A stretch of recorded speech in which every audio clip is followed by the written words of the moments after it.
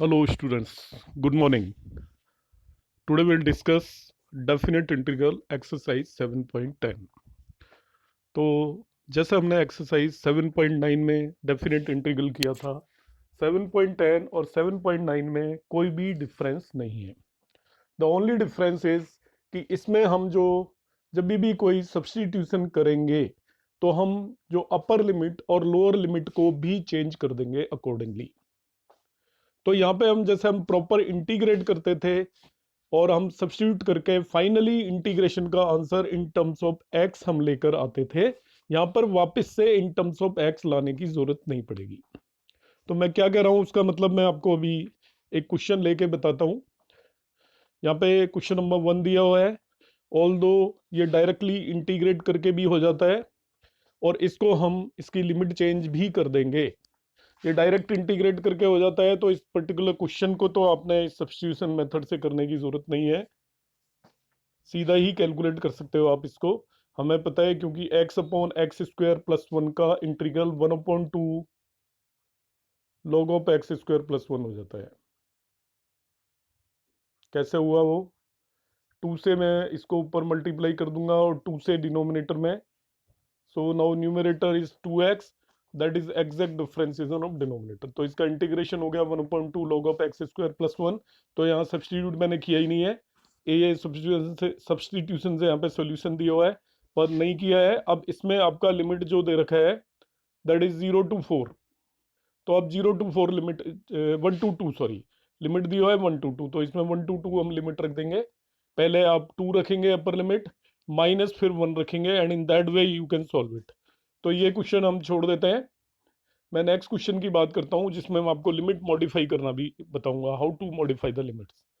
तो question number 2 जैसे ही जाएगा ये डायरेक्टली इंटीग्रेट होगा नहीं, आपको पता है। Similar type of questions we have already done. So what to do in this question, जो cos रेस टू पावर 5 दिया हुआ है उसको हम cos raise to power 4 5 into cos 5 break कर देंगे लाइक दिस। अब आपको सब्स्टिट्यूट करना पड़ेगा, तो how to change the limit एक ही क्वेश्चन में समझ लें, बाकी इसके सारे क्वेश्चंस आप इजीली कर सकते हैं।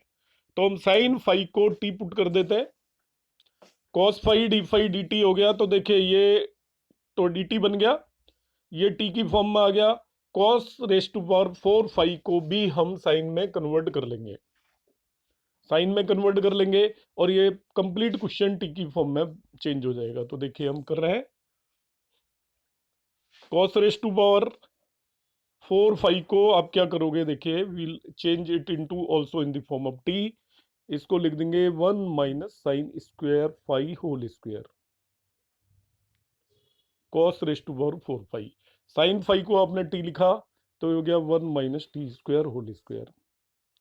तो this whole question changes to this is root t, this is 1 minus t square whole square and this is d t. तो आपका क्या बना, root t 1 minus t square whole square d t. ये इसको मैंने पूरे क्वेश्चन को T की फॉर्म में कन्वर्ट कर दिया है। तो इसके लिए तो खैर ये एक्सरसाइज है ही नहीं, ये तो आपको पहले से ही आता है, वही चीजें हम कर रहे हैं। Know how to change the limit वो भी मैं आपको बताता हूँ। देखिए लिमिट को कैसे किस तरीके से चेंज करना है इन दिस क्वेश्चन। तो हम क्या करते हैं, हमने पुट क्या किया था, हमने पुट किया था sine five equal to t, sorry yes, sine five को टी पुट किया। अब जो इसमें लोअर एंड अपर लिमिट दे रखी है, लोअर लिमिट दे रखी है आप ध्यान से देखिए 0, तो फाइव की वैल्यू 0 रख दीजिए, या फाइव की जगह 0 रखेंगे तो टी इक्वल टू साइन 0 आएगा, मतलब टी की वैल्यू 1 हो जाएगी। तो जब लोअर लिमिट आपको 5 इक्वल टू 0 दी हुई है, ये इसकी जगह जब हम इस क्वेश्चन को टी की फॉर्म में चेंज करेंगे तो आप लिमिट पुट कर देंगे 1। अब अपर लिमिट दी हुई है, आप ध्यान से देखिए π/2, तो यहाँ पे 5 की जगह π/2 पुट करिए तो टी इक्वल टू आ जाएगा साइन π/2, तो वो बन गया आपका 1। साइन π/2 भी 1 है और 5 इक्वल टू 0, तो टी इक्वल टू एक्चुअली 0 आ जाएगा बिकॉज साइन 0 0 होता है। तो वो आपकी न्यू लिमिट 0 से π/2 की जगह 0 to 1 हो गई और आपका कंप्लीट क्वेश्चन ये चेंज हो गया है in the form of t. The whole question is changed in the form of t. अब 5 बिल्कुल अपियर नहीं होगा और आपको रीसब्स्टिट्यूट भी नहीं करना है, ये क्वेश्चन इसी फॉर्म में एंड हो जाएगा। हम इसको टी की फॉर्म में ही करेंगे। तो ये मैंने सारी वैल्यूज यहाँ पे रख दी हैं। फाइव इक्वल टू जीरो लिया तो t equal to zero find out कर लिया हमने। Five equal to pi by two लिया तो t equal to one find out कर लिया हमने। अब लिमिट आपकी देखिए मैंने नई बदल दी है, 0 to 1 in the form of t. अब ये जो भी क्वेश्चन बना है we can integrate it easily. 1 - t² whole square को आप ओपन कर दीजिए, इट इज 1 + t4 - 2t² हो गया। इंटीग्रेट एवरी टर्म, सभी टर्म्स को आप इंटीग्रेट कर देंगे, ये सिंपल इंटीग्रेशन है। और फाइनली लिमिट 0 to 1 रखना है। वापस से आपको 5 पे लौटने की जरूरत नहीं है, you need not to go back to the 5। Question number third देख लीजिए, ये डायरेक्ट स्टैंडर्ड फॉर्म है, इजीली इंटीग्रेटेबल है। Sine inverse 2x/1 + x²। पीछे भी हम इसको इंटीग्रेट करके आए हुए हैं। यहाँ पे x की जगह tan थीटा पुट कर देते हैं, ऐसा हमने पीछे भी इंटीग्रेट किया था, तो I am not taking time in that. तो आपका dx = sec² theta d theta हो जाएगा। अब लिमिट बदलना केवल ये मैं यहाँ पे बता रहा हूँ। तो मैं x = tan थीटा लिया है, तो x की लोअर लिमिट देखिए 0 है, ये 0 है, तो x 0 इसमें पुट कर दीजिए।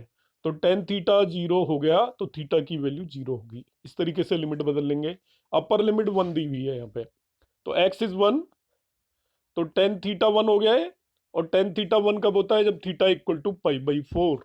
अब इस पूरे क्वेश्चन को हम थीटा की फॉर्म में रख देंगे। Complete question will put in the form of theta.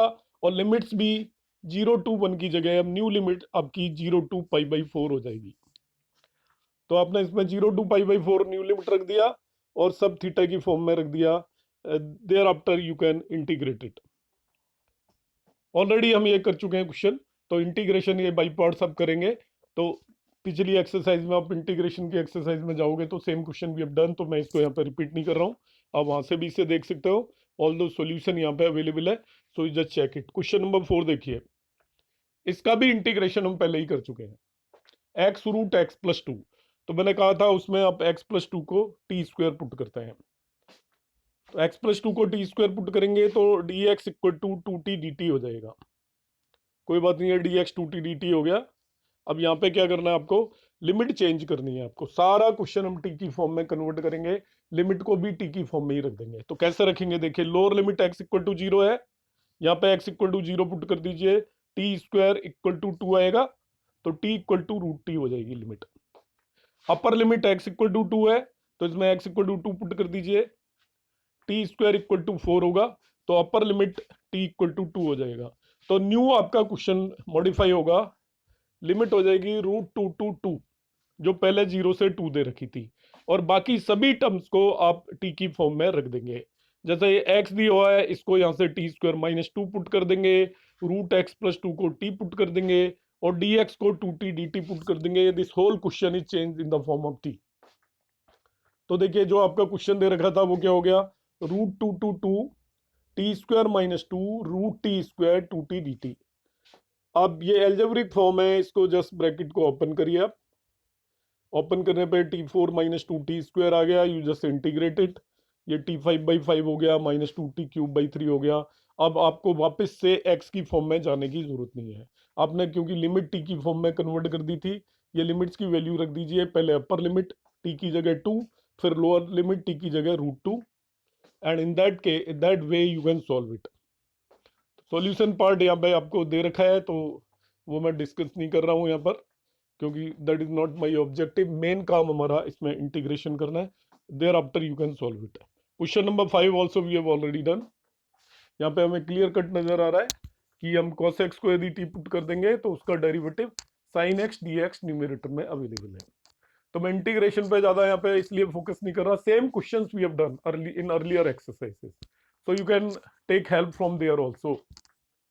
तो लाइक cos x को t पुट किया तो sin x dx हमें पता है माइनस का dt हो जाता है। तो sin x dx हमारे पास न्यूमरेटर में अवेलेबल है, वो dt हो जाएगा, और नीचे 1 + t² होगा, नेगेटिव साइन भी होगा, कोई बात नहीं। अब क्या करना है आपको, लिमिट कैसे चेंज करनी है। x की लोअर लिमिट 0 दे रखी है, तो इसमें x की जगह 0 पुट कर दीजिए। जब x 0 होगा तो t आपका 1 हो जाएगा, cos 0 1 होता है। x की अपर लिमिट π/2 दे रखी होती है, तो इसमें x π/2 पुट करेंगे तो t की लिमिट 0 हो जाएगी। तो आपकी न्यू लिमिट हो जाएगी t = 1 to 0। ऊपर ये sine x D x minus D T हो जाएगा, नीचे 1 + t² हो जाएगा, वैल्यूज रख दीजिए अब। तो ये हो गया -120 dt/1 + t²। You integrate it, ये आपका tan इनवर्स टी होता है, इंटीग्रेशन tan इनवर्स टी लिखा, नेगेटिव साइन बाहर ही है, पहले टी की जगह 0 प्लेस किया, फिर 1 प्लेस किया, तो tan इनवर्स 0 0 होता है एंड tan इनवर्स 1 π/4 होता है। तो ये आपका π/4 आंसर हो गया। In this way we can solve this question. Question number 6 की मैं बात करता हूँ। ये dx/x + 4 - x² है, तो इसे भी आपको करना आता है इंटीग्रेशन। ये ax² + bx + c फॉर्म है। यहाँ पे मैंने नेगेटिव साइन कॉमन ले लिया है, इसमें कोई सब्स्टिट्यूशन की जरूरत नहीं है, आप इसे डायरेक्ट इंटीग्रेट कर लेना। लिमिट बदलने की जरूरत नहीं है क्योंकि मैं टी पुट ही नहीं करूंगा। ठीक है, यहाँ पे टी पुट करके सॉल्व किया हुआ है, but I will not substitute any value. यहाँ पे आपको पता है होल स्क्वायर बनाते हैं x² - x का, तो x का कोफिशिएंट 1 है, उसका हाफ 1/2 होगा। 1/2 स्क्वायर ऐड किया, 1/2 स्क्वायर सब्ट्रैक्ट कर दिया, और -4 ऑलरेडी है, तो it becomes x - half whole square.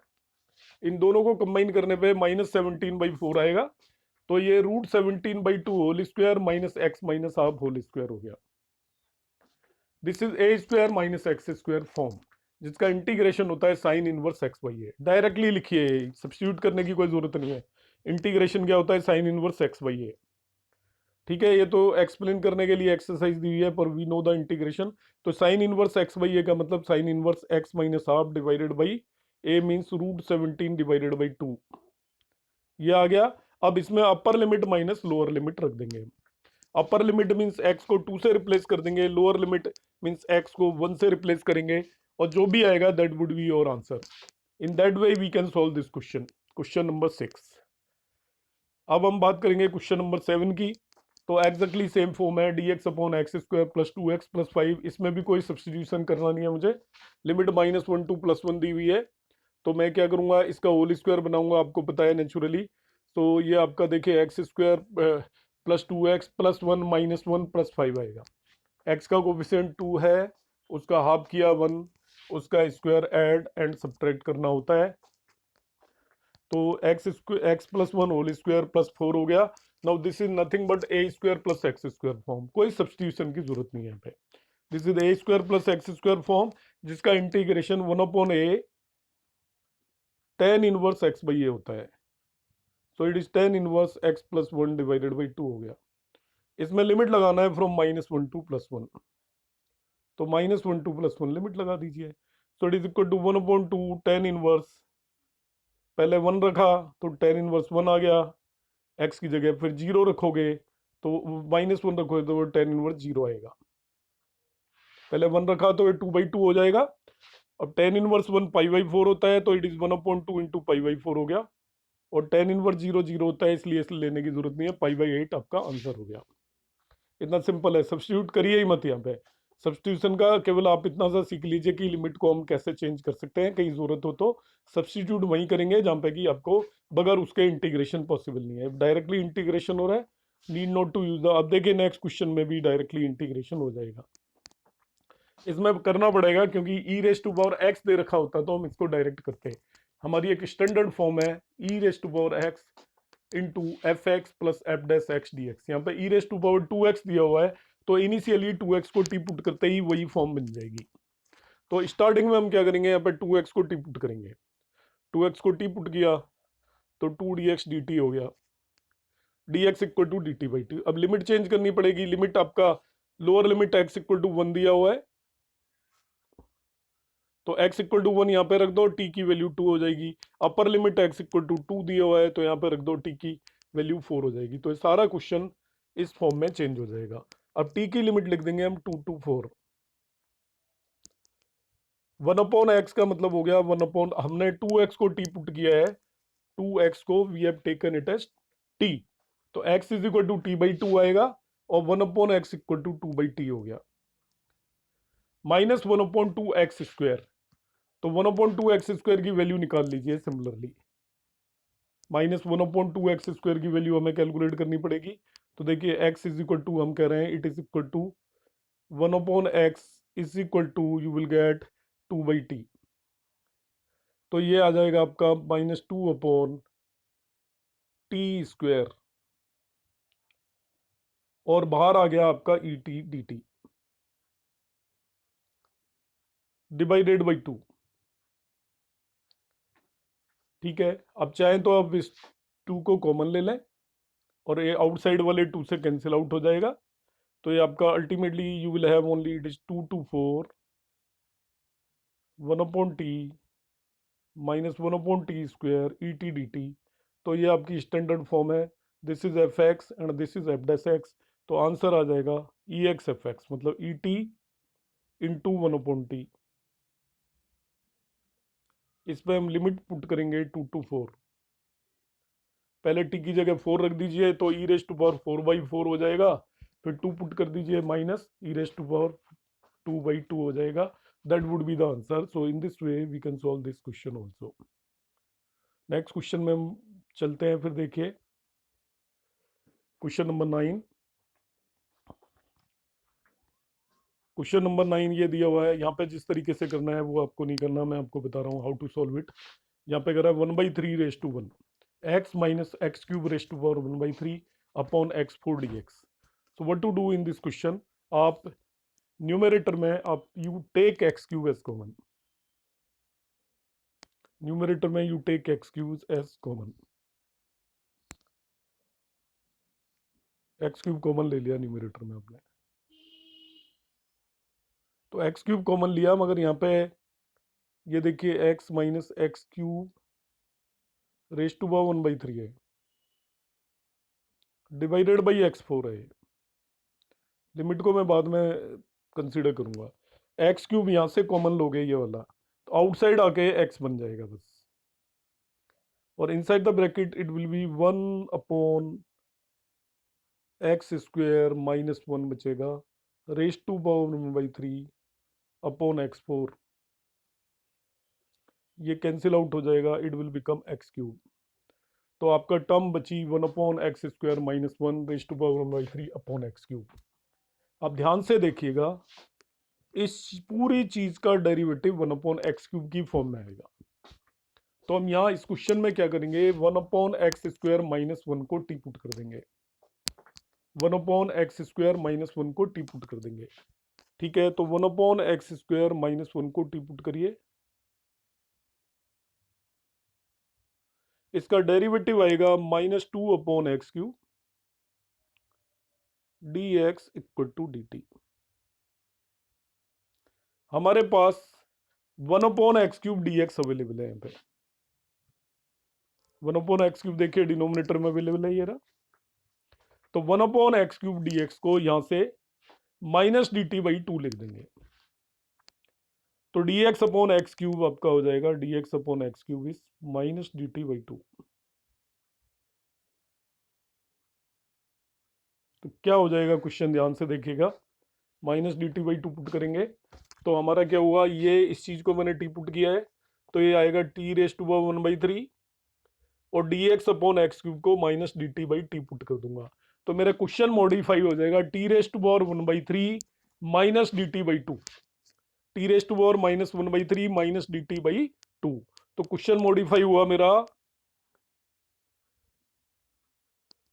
t⁻⁴ -dt/2। इतना सा हो गया है। लिमिट्स भी मॉडिफाई करूंगा मैं टी की फॉर्म में लेटर ऑन। अब मैं इसको इंटीग्रेट कर देता हूं तो ये आ जाएगा -t⁻⁴ का इंटीग्रेशन होगा t⁻⁴ divided by 4/3।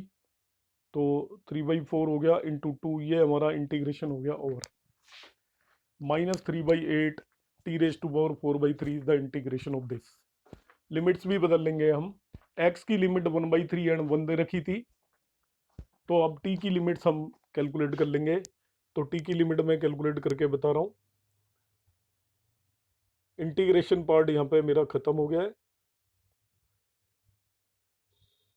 Limit change करना बता रहा हूँ। हमने एक्चुअली 1/x² -1 को टी पुट किया था। अब x की लोअर लिमिट दे रखी है 1/3, तो हो जाएगा 1/1/3 का मतलब हो गया 9 -1 = हो गया हमारा t। तो जब x इज 1/3 तो t इक्वल टू हो गया 8। अपर लिमिट दे रखी है 1, तो अब इसमें 1 रखोगे तो 1/1 -1 इक्वल टू t, तो अपर लिमिट हो गई 0। तो न्यू लिमिट t की हो जाएगी फ्रॉम 8 टू 0। तो जो आपका सॉल्यूशन आया उसमें आप 8 टू 0 लिमिट पुट कर देंगे and that would be your answer. इस सब्स्टिट्यूशन मेथड से करने की जरूरत नहीं है, it will become quite complicated and quite lengthy. तो मैंने जैसे बताया आप इस क्वेश्चन को बिल्कुल वैसे ही करेंगे, ठीक है। मैं इसको एंड तक मैंने नहीं किया है, पर मैंने आपको एक्सप्लेन कर दिया है। क्या एक्सप्लेन किया है उस चीज का आपको ध्यान रखना है कि आप x³ न्यूमरेटर में कॉमन ले लेंगे, जो बचेगा आपका ब्रैकेट के अंदर 1/x² - 1, उसको हम t पुट कर देंगे तो सारा क्वेश्चन आपकी t की फॉर्म में मॉडिफाई हो जाएगा। क्वेश्चन नंबर 10 पे आ जाता हूं मैं। ये आपका 0 to x t sin t dt दे रखा है, fx इक्वल टू कह रहा है then find f dash x। कोई बात नहीं, ये fx दे रखा है तो पहले fx निकालेंगे तभी f डैश x निकलेगा, ठीक है। fx क्या है, इसका इंटीग्रेशन करते हैं, बाई पार्ट्स होगा नेचुरली। तो t sin t को जब हम इंटीग्रेट करेंगे तो आइलेट रूल के हिसाब से t will be the first function and sin t will be the second function. तो हमने t फर्स्ट फंक्शन रखा, sin t को इंटीग्रेट करेंगे, फिर differentiation of t into integration of sin t dt। sin t का integration minus cos t आ गया, और यहाँ पे t का डेरिवेटिव इज 1 और sin t का माइनस cos t आ गया। इसको फिर से इंटीग्रेट कर देंगे तो ये आपका cos t का इंटीग्रेशन sin t आ जाएगा। तो हमारा बन गया है t cos t plus sin t। 0 to x limit इसमें दी हुई है, तो पहले t की जगह x रख दीजिए, तो ये बचेगा -x cos x plus sin x। फिर 0 रखेंगे तो रखा नहीं है यहाँ पे क्योंकि ये भी 0 हो जाएगा, ये भी 0 हो जाएगा।